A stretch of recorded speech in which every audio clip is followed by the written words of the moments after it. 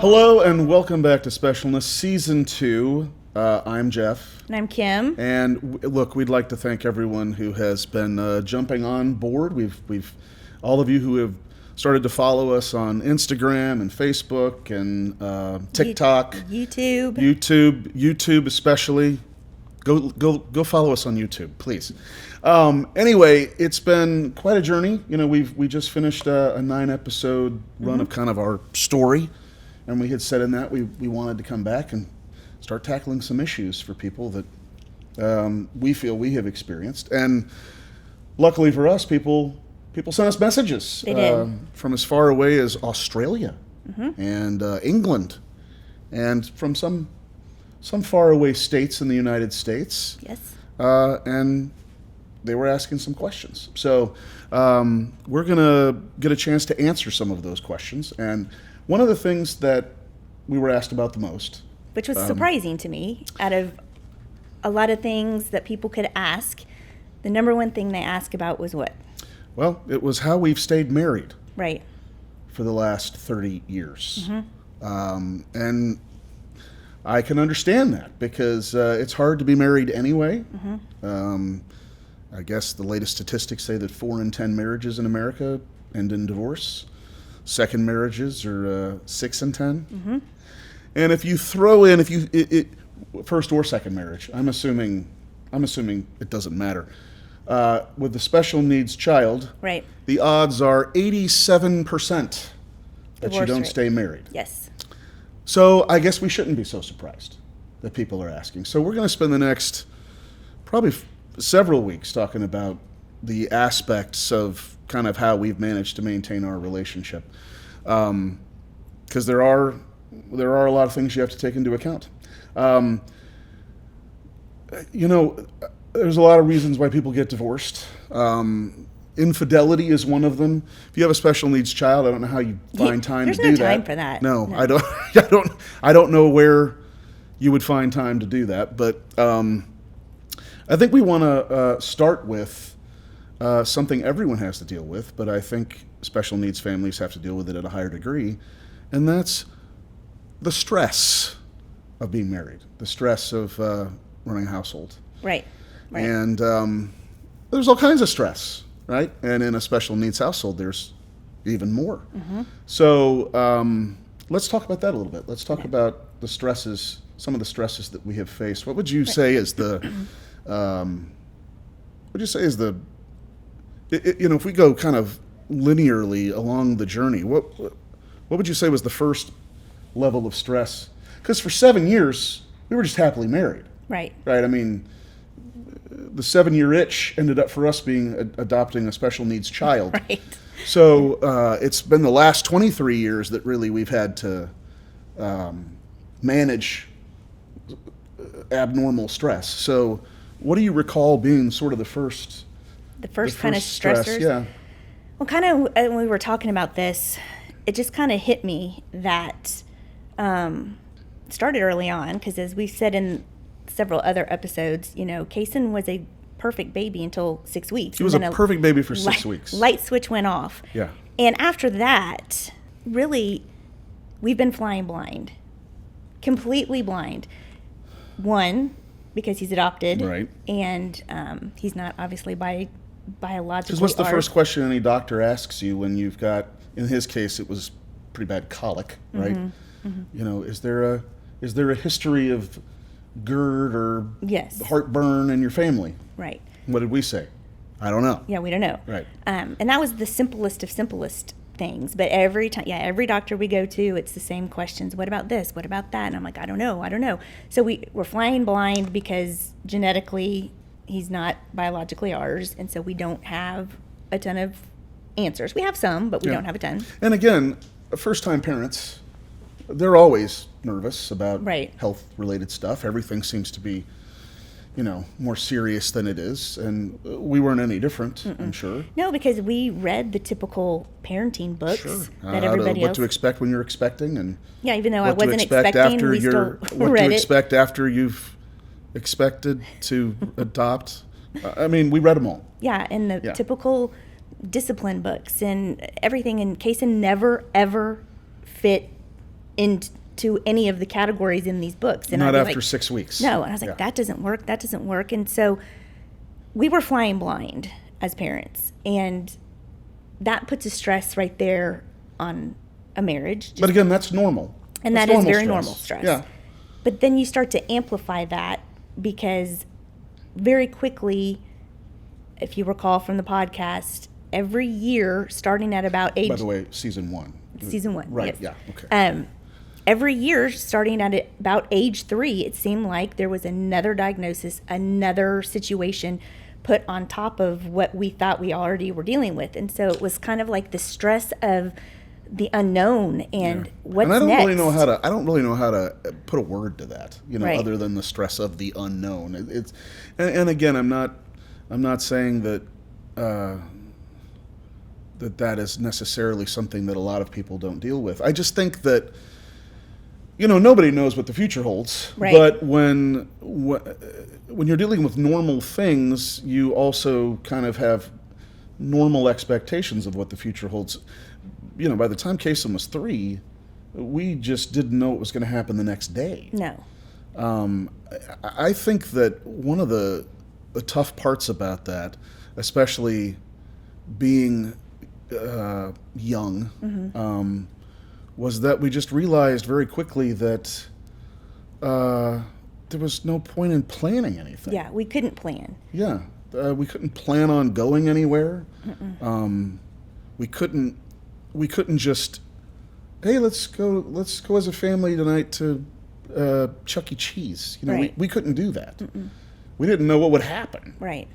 And the same thing was happening, with normal people have a budget, and we didn't. We couldn't. There was always something new popping up. And I think that, but if you go back to in a marriage without a special needs child, and you have a neurotypical child, you can, like you were saying, you can kind of plan. You kind of know, okay, when they're this age, they're going to go to kindergarten, and you can kind of plan where you want your child to go to kindergarten, or what district you want to do their education in, and you can start planning things for, okay, it's spring break. Do we want to take a vacation, or are we going to stay home, or are we going to put the kid in a camp? Or you could make plans. And for us, we never were able to do that.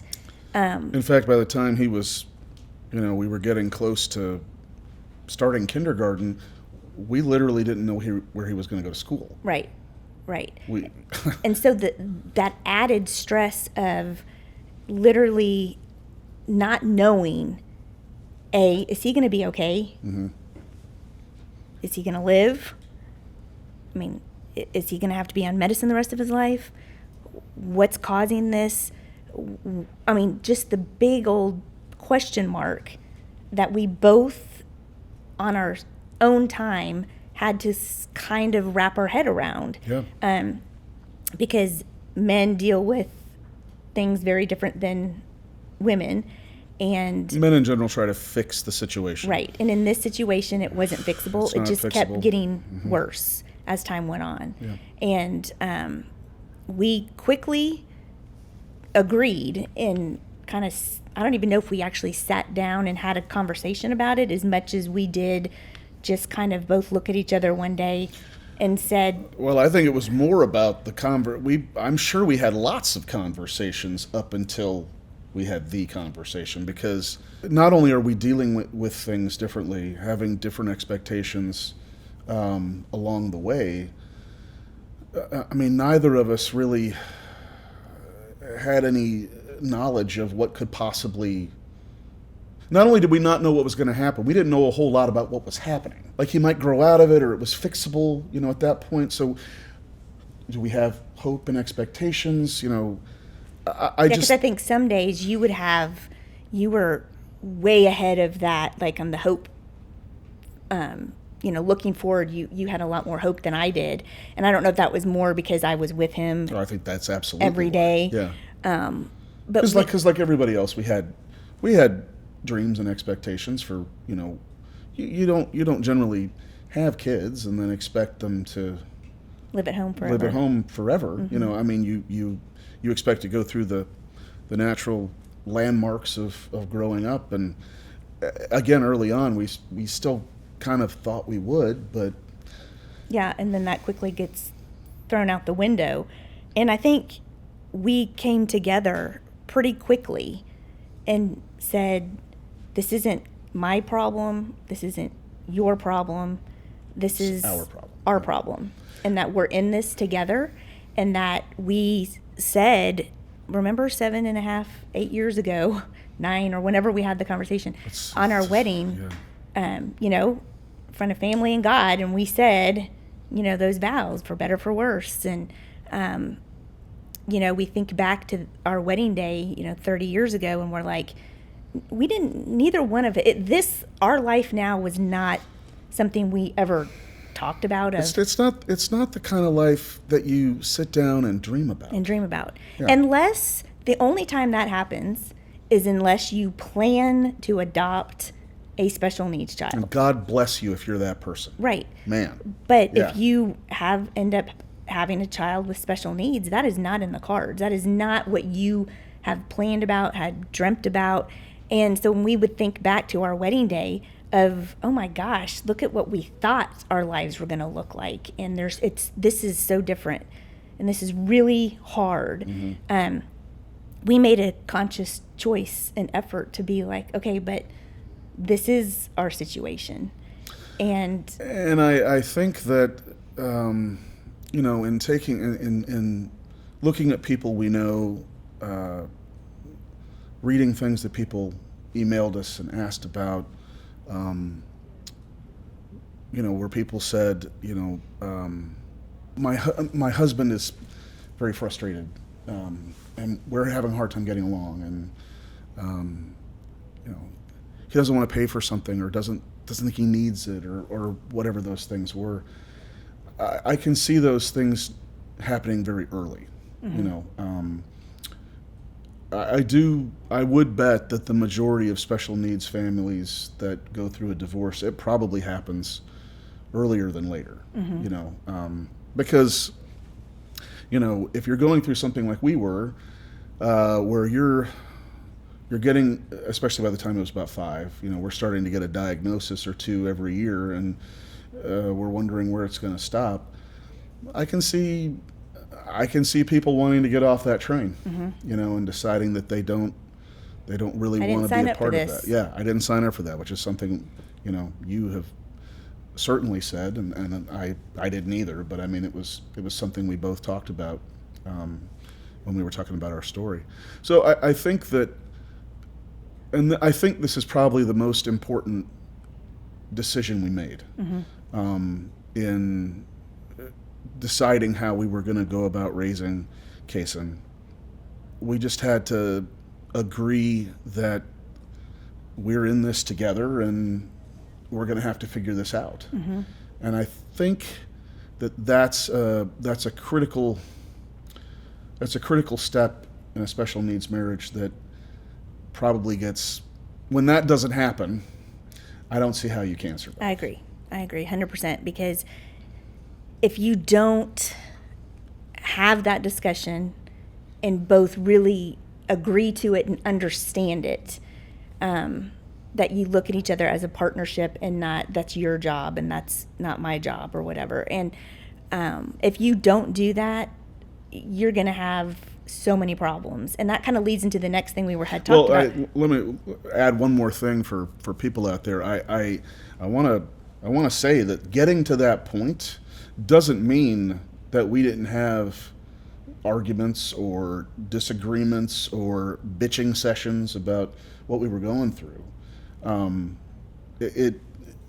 Things had to happen. Things had to get to the point where we realized this is going to be a long journey. Mm-hmm. And we're either going to be in this together or we're not. Right. And we wanted to put Kason's needs, I won't say first, because obviously you and I came right. first, but when a disagreement or something did arise, we had to both take a step back and be like, okay, but this is for his benefit. Well, and I unfortunately, I mean, I know what you're saying there. I do think that in a marriage, the the married couple has to put themselves, the marriage has to be the most important thing in the family because it's the nucleus that keeps it all together. However, that's really easy to say when you've got kids that are normal. Exactly. Because I think most people would gladly donate an organ to keep their kids alive or would walk through fire to save their kids. It's hard not to put your kids first.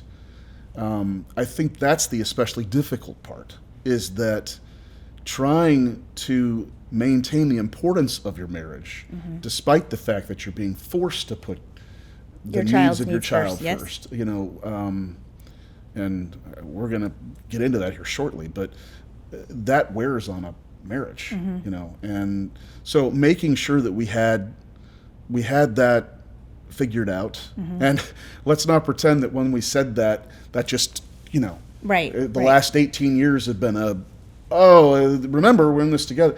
I mean, it's a constant revisiting of that, you know, because as things get worse, as you hear different things, sometimes your perspective changes, or you go back 18 steps and you say, I didn't sign up for this, I'm frustrated, and I thought this, now we don't do this, or whatever. And so those frustrations, those feelings come right back. Yeah, and I think it's very important that we let everyone know, look, it's not like we're marriage counselors. Yeah, right? Far from it. I'm not an expert on relationships. I can only speak to what we have done, and you can as well. But from our perspective, in talking about how we dealt with the various stresses that were put on our marriage, we think that was sort of the foundation for how we have dealt with this in the long run. Right. Is that making that decision sort of set the table for how we survived the next, let's call it 18 years and continuing to go forward, was deciding that we were going to be in this together, which led, to your point, kind of led to the next bridge that happened over the next couple of years, and or right away, but again, continued to be a journey. And that's that part of being in it together. And again, it's so difficult to talk about this from a perspective of this is the right way to do it or the wrong way to do it. Every family is different anyway. Right, and has different needs. Yeah, and every special needs situation is different too. You know, as we talked about in season 1 about our story, we have been tremendously blessed to have been in a position for you not to have had a job, you know, and to be a full-time caregiver for Kaysen. And we understand that there are people watching this who they can't say that. And so, you know, I guess I'm saying take everything we're saying with our perspective. I think these things can still apply, but it's definitely more difficult. And the next thing we had to decide was we kind of had to decide what our role was going to be in the marriage, and more expressly to the family. Right. So knowing that we were committed to being in it together, which was just a continuation of our wedding vows, you know. But now we're going to say, okay, in this extraordinary circumstance, we have to accept that we each have got a role to play. And that was hard. That was hard because, you know, again, if we're starting around 5, we've really started to have some bills to pay, right? So I owned I started out as kind of working for myself, and I'm getting close to where I'm starting to expand my business, which is not necessarily something I expected to do, but I'm expanding the business to provide more opportunity and revenue and income, because our home expenses are growing to pay for all these things. And they're, as we call them, unexpected expenses, in the sense that you mentioned it earlier, it was almost, every time we would try, especially early on in our journey, we would try to sit down and do a budget. I'm not kidding you, the very next month, Kason would end up in the hospital, or new med, we would try new med, and it said our insurance would cover it, and we go pick it up, and it was $560, and we tried it for 3 days. So we spent $560 for 3 pills. Yeah. Those kind of things were happening. And before we knew it, we were spending thousands of dollars a month and we're like, where in a budget do you put this? Yeah, and I think that's, you reach a point where it just, and I know people can relate to this, it's like you just can't make enough money. Mm-hmm. There's, just when you think you have, if there's any sort of, if a 30-day period stayed the same, as in like we're not starting any new drugs, we're not starting any new therapies, we're not seeing any new doctors, so the expenses should be the same this month as they were last month, then you would have something would break in the house and you got to worry about that or not fix it or whatever. So we had all the things normal people have, plus the unknown expectations, the expected unknown, right? Expenses, and when you're in a position where you can seemingly never have enough money, and we had also committed that part of that agreement was that your role was going to be the caregiver, which means you got the short end of the stick. Well, and it means that I'm the one taking him to the doctors. I'm the one taking him to the therapist. So I would be the one to come home and notify you. Yeah. Just FYI, we need to do another therapy, and that's going to be another $280 a week. And your job was to be like, okay, now I've got to make money to provide for that. Now, if you look at just a marriage in general, look how easily and how quickly that can go downhill quick, because I'm coming home telling you that this therapist, this doctor, whatever, has recommended this. Now, you could easily get frustrated and be like, does he really need that? Not knowing the full story, because I just came from that appointment or whatever. And so, again, we had to quickly understand you weren't ever going to question me when I would say something like that. It's not like I'm just throwing... Well, and again, let's be honest, that making the decision that we had 2 distinct roles did not mean that happened right away. Right. Right. So a lot of it, though, for us, it just kind of happened naturally in a yeah. way. I mean, it's not, we never, I don't think, it wasn't as much that we argued about starting a new therapy or whatever. We just both bit down real hard and we're like, okay, Right. But I will say that, again, based on people we know, people we've talked to, when I talk to civilians and they talk about how... Civilians, it makes me laugh when you say that. We're going to adopt this. People who don't have special needs kids are civilians, okay? Because they're not in the emotional military that we are in. Right. Okay? So, when I talk to somebody and they talk about how ridiculous their insurance is, and that their insurance is only, they have a copay on a medication and they have to pay $15 a month. I mean, it's hard not to giggle and laugh and poke at them and tell them to shut up. But because I know a number of men who, and a number of people who like to have the predictability of saving money and doing things that they want to do with their money, I see how that can also put a lot of pressure on marriage. You do kind of get to the point where there is a major cost center in the family, and that's where it goes. Now, one of the things we did joke about early on was, when I hear that 87% of people get divorced in a special needs situation, the first thing I think, how the hell do they afford attorneys? It seems like it'd be more expensive to get divorced because, I mean, you still got a kid to take care of. There's still a lot of bills, and I can't imagine trying to think that I'm going to go off and I'll just marry someone else and just have a normal family, Yeah. and then I'll just let this. I'll just send a check every month to Yeah. handle this. No, that I mean, to me, that we joked about how laughable that was, and Right. how, we it would be more expensive to get divorced. And you brought something up. I mean, you just said we joked about it and laughed. We haven't really touched on this, but humor has been a huge part of our marriage. And the fact that, I mean, just your personality, though, is very upbeat and smiley and funny. But we both literally, there's so many times we just look at each other and start laughing because we're like, this can't be real. Like, this just happened.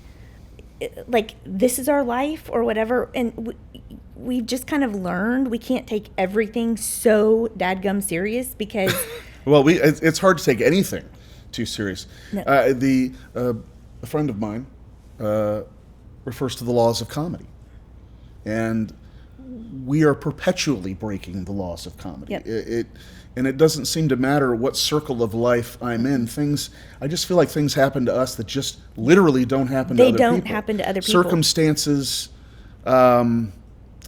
you just couldn't come to imagine No. happening. And I'm sure we're going to tell plenty of stories about the things that happened. But, I mean, I do remember the first time that we bought a prescription medication that was not covered by insurance, that was $800, Yeah, just- and he took one pill and had a dystonic reaction, and we were told, well, don't take that anymore. And we're like, what? We just paid $800.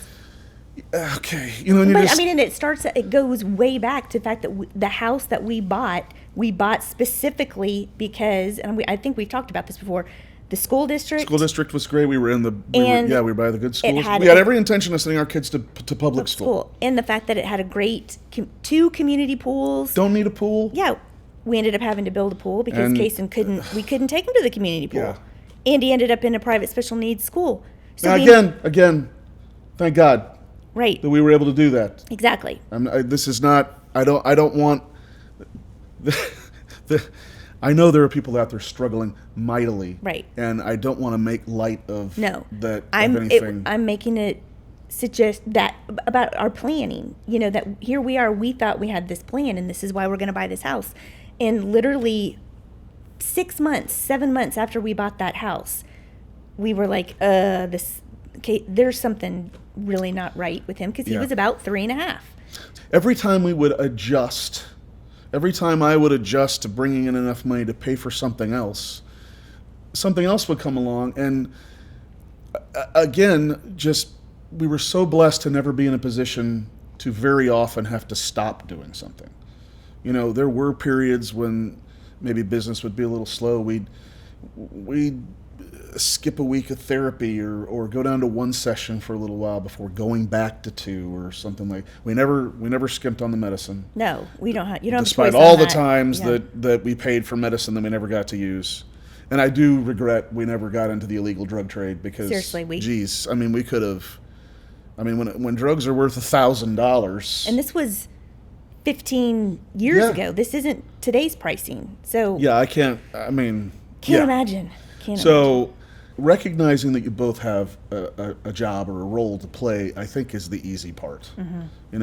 It's fulfilling that. Exactly. That's the Exactly. hard part. Because even when we made that decision,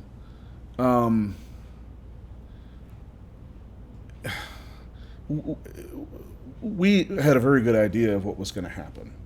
And you were in an unusual situation because what I do for a living is kind of an unusual job. I don't go to one place from 8 to 5 and then come home, or 8 to 6 or even 8 to 7 or whatever. I don't just go to an office or a plant or a factory and then come back home. Being involved in talent development and adult learning, video production, doing some Commercials. acting work, emceeing events. I mean, so I was doing a lot of things.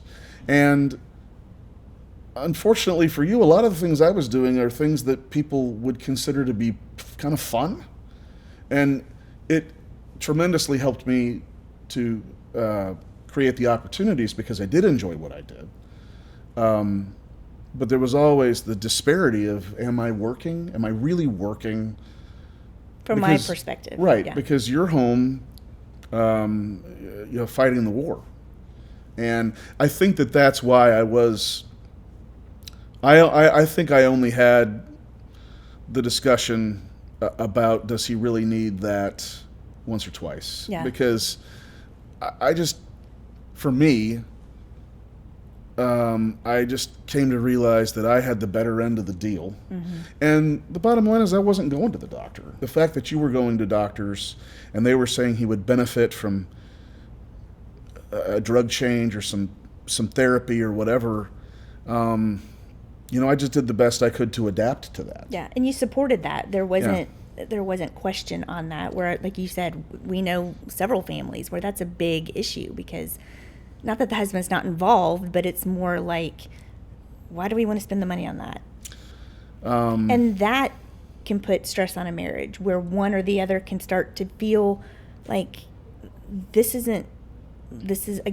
not what I signed up for, or why is all of our money going to him and not us? So we kept having to revisit we're in this together, we both have a job thing. And that was sort of the expansion of the roles, right? Is that, like most dads, or I would think, this is probably a little more common outside of just special needs families. When I got home, there was kind of a handoff. So bath time and bedtime was kind of my thing.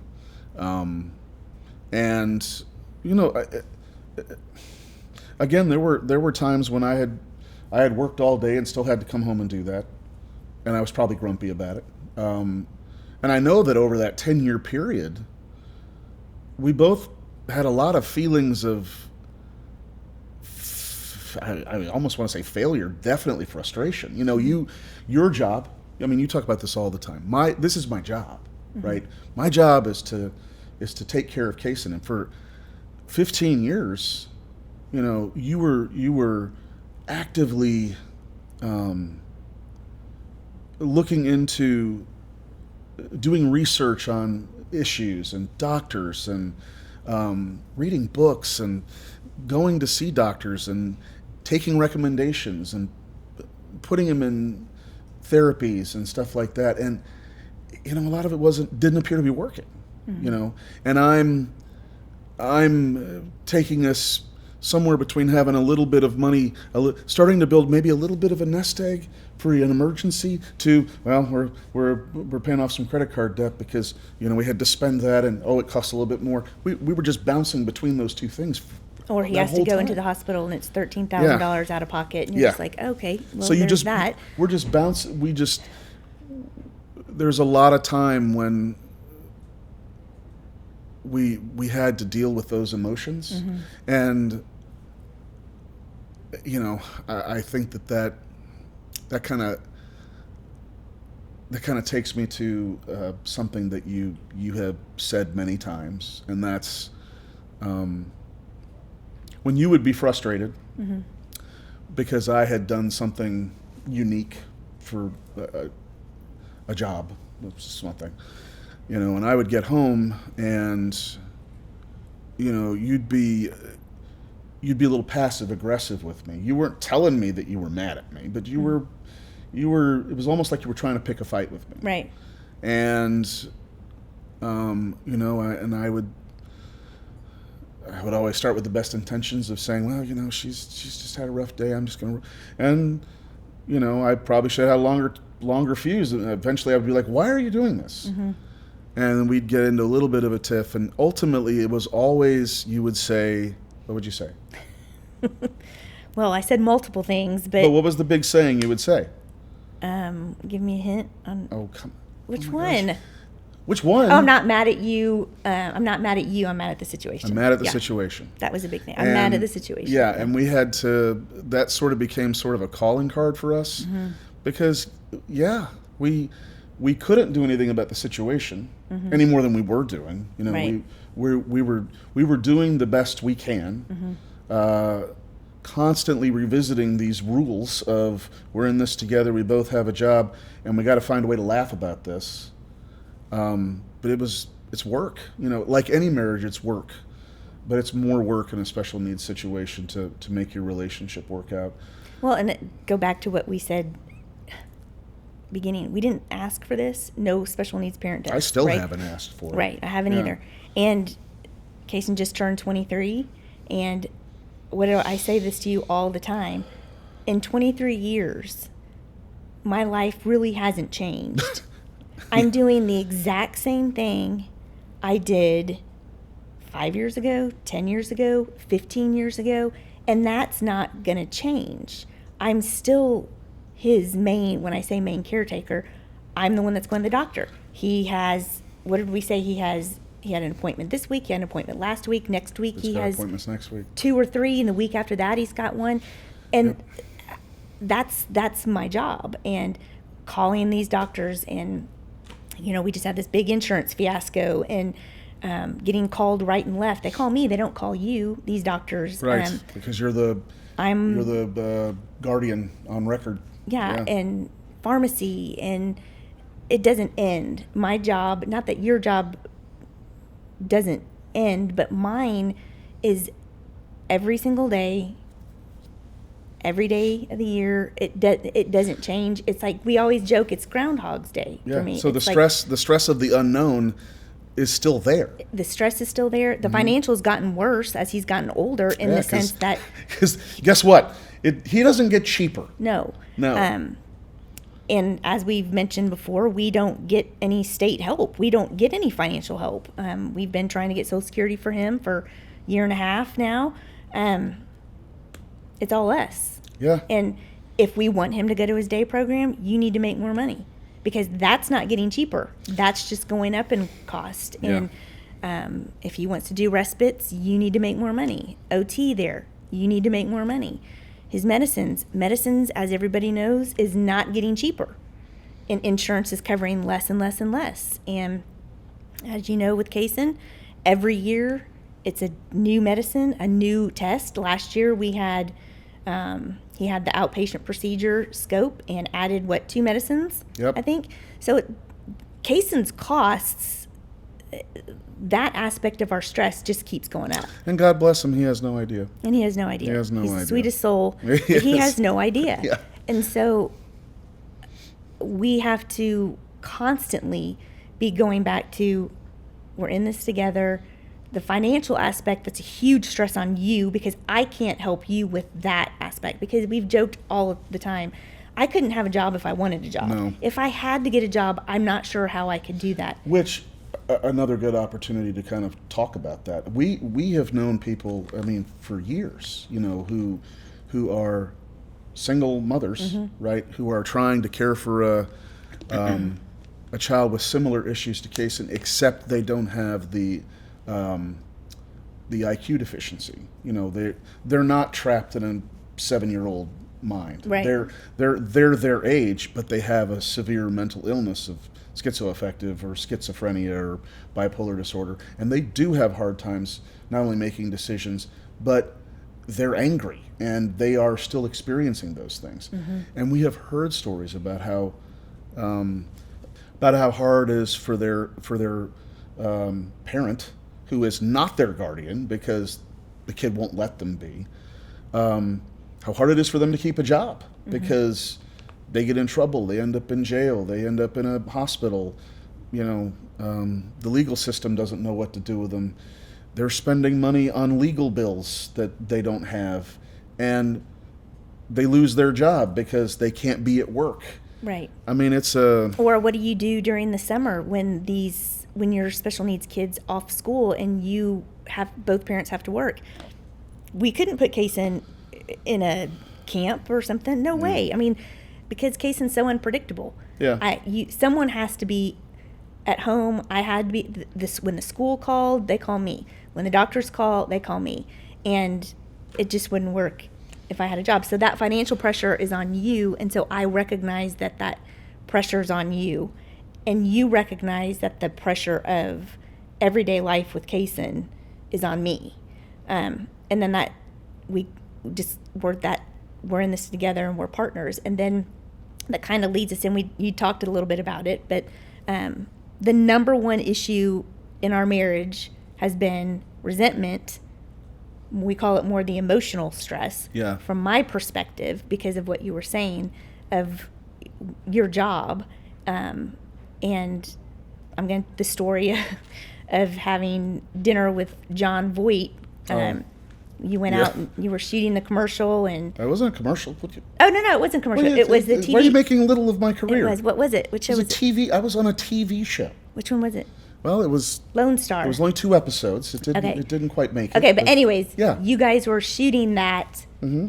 and again, Kaysen was younger, Jackson was young, and so I already had mentally prepared myself that I was going to have Kaysen to. was, I think, 8. Okay, so Yeah.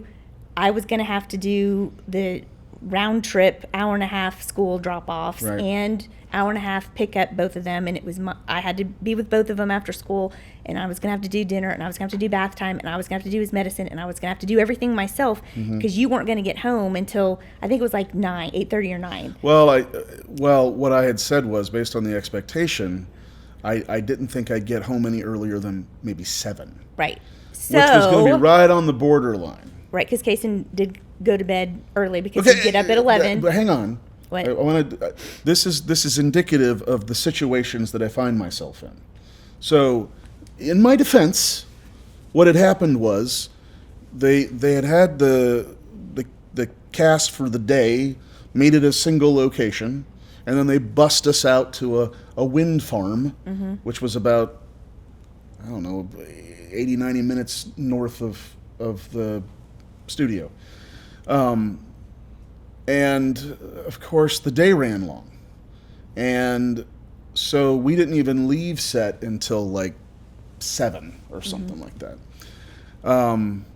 So you had called me saying you were on your way back to get your car. We You're ran running late, but it's not like I had my own car and I could leave. Right. So I said, well, we're about to get on the van and head back, so I should be back to my car maybe by, a little after 8, and then I'll get home as fast as I can.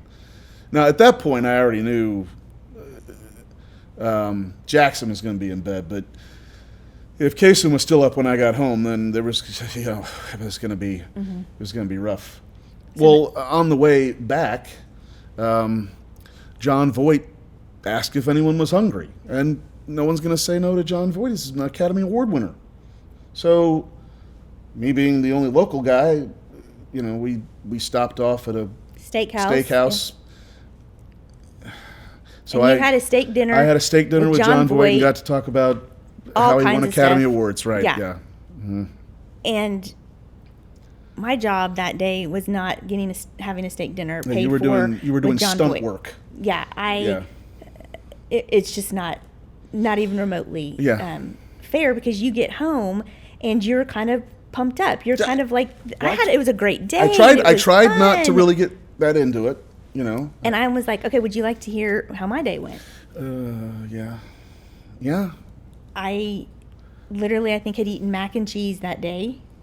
Kaysen I've probably blocked so much of it out, but he was 8. It was not good. He probably hit me multiple times and yelled at me, and so it wasn't a It fair didn't seem. It did not seem like situation. an equitable trade on that Right. on that day. You're right. But that situation happened quite a bit over our married life. Well, I wasn't always having dinner with No, people not like John Voight. but you would have to go to Vegas. You would have to go to Orlando. You would go to New York. You would be doing certain things and leaving me, like you said, in the middle of a war. Yeah. And I didn't get. There's no hope for me. There it's was all me. Yeah, and I do remember, again, I enjoy what I do, but I remember thinking, gosh, it would just be so much easier if I just had a regular job where, the hours were fairly predictable and I didn't have to travel, and, this would just be so much easier. But, I was going where the work was, and so it was the double-edged sword. It provided on one hand, but it created stress on the other. Right. So yeah, and I think we've touched on all kinds of stress that I'm sure everyone can relate to. The reality is that in dealing with stress and the stress that is put on a marriage under normal circumstances, I think to some degree the things we're saying do apply. I think where there's a difference is, first of all, I think everyone who's married should be saying, hey, we're in this together. Right. Obviously, that's not happening as much as it should. And probably to a less of a degree, people are saying, hey, we each have a role or a job.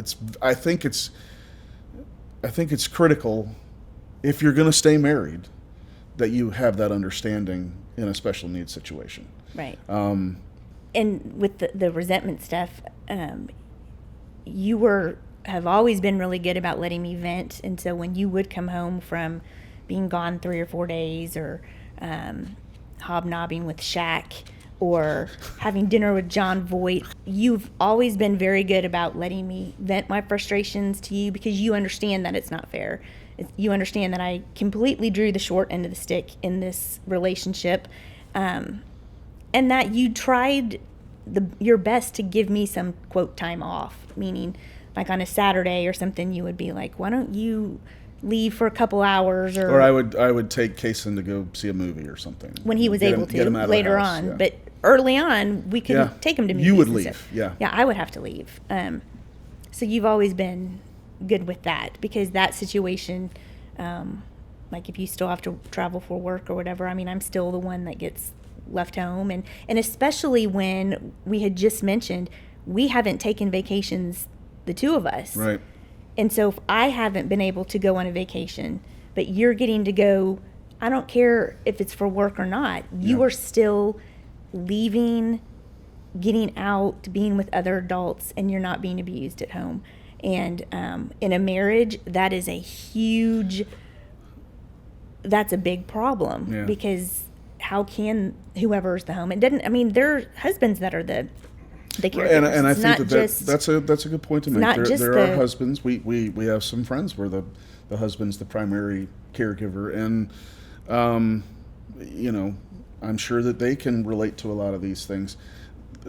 The reality is, whoever the caregiver is, they're getting the short end of the stick. And supporting them by supporting their ability to make it easier to take care of their child is a very important aspect that needs to be taken. That because I think the reality is, in a special needs situation, a marriage is, again, it should be this way in any marriage. A marriage is a partnership, and a family is a business that has to be operated, But the reality is, in a special needs situation, it's a much more complicated partnership. It comes with a lot more hazard. I want to say pay, but you don't get paid. So there's a whole lot of nuance to it that you have to be aware of. And I think that the most difficult part about it is, because even when as far as Kaysen is concerned, he's about as level as he's been and has been for a while. As this is kind of the longest period that he's been kind of in a good place. It doesn't mean, obviously he has some physical stuff that can pop up from time to time. But the surprises are a little bit less, they're occurring a little less than they have. You're just jinxing us by saying that. But I'm gonna unjinx us by saying, but we know that we have to be prepared for anything at any time. Just because things are leveled out doesn't mean that we don't still got tons of responsibility. And you got to always think about it. And when you say leveled out, to other people, they would still be like, "Gosh, he's a piece of work." They would still say, "I don't know how you do it." Right, but for him and for us, and I think ultimately, as we kind of wrap up, I think this episode, you and I, when we were talking about this, it just goes back to, we love each other a lot. I love you. I love you. Okay. And we've been together since we were 16. 16 years old. Um, Oh, God. that we've had to, I'm feeling old, but we've had a lot to go through, a lot of battles, a lot of down, bad times. And we've had a lot of good times too. And we've always had to put each other and their needs front and center, even though I might not be happy with the fact that you would go get a steak dinner and I had mac and cheese. Okay, we don't have to keep talking about that. But I'm going to. But okay. but it's not like we've solved all this. And If I told you it wasn't that great of a steak, would that? it wouldn't have mattered. Okay. It was the company you had. Yeah. But just because we've been married for 30 years and we've been a special needs parent for 23 doesn't mean we don't have to go back and revisit our top stressors or whatever. And we've just gotten really good at communicating our needs and our issues and our frustrations. And ultimately we go back and say, okay, but we love each other and we're in this together. And I think one last thing I would point out is that the hardest times in our marriage have been when we're both struggling. yeah, Luckily, I think most of the time, or I'll call it the majority of the time, the struggles have at least been isolated enough that it's one of us that's struggling more than the other, and the other one can be there for them, Right. and kind of help to lift them up. When we're both down, when we're both going through it, it's hard. tough. But knowing that, I'll tell you something else. I think in a special needs situation, and I think anyone out there, regardless of their financial situation or their family situation, whether they're divorced or not, I think it's really important to remember that in a special needs family, you really, really, really need to redefine the word failure and success. Because if you're financially struggling, first of all, normal people financially struggle. You have the right reasons to be financially struggling. If you are divorced, if your spouse left you because they couldn't handle the situation, your marriage failed, but that doesn't mean that you have to take all the accountability for it either, or even that the other person does. I just think we just got to give ourselves a break, because nobody signed up. We're not getting a lot of breaks, along the way. None of us signed up for it, so just don't be so hard on yourself or your spouse. And understand that, like I said, men are different than women in how they feel, and men are fixers, and you can't fix a special needs child. And